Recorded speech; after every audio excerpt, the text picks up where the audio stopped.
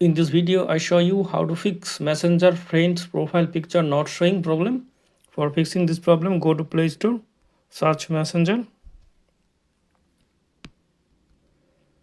click on Messenger. Up to date your Messenger app if available in an update version. Now search for 111 on VPN, click on it, install it.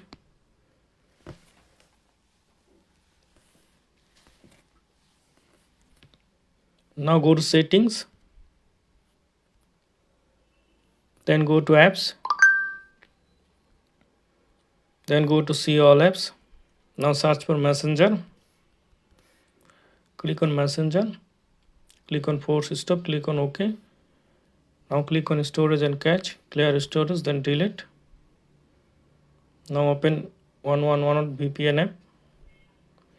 Next, accept, install VPN profile, OK.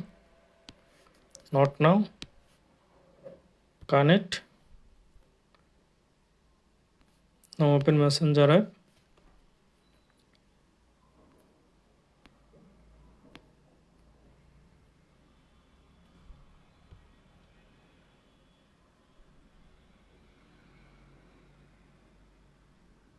Then log into your account.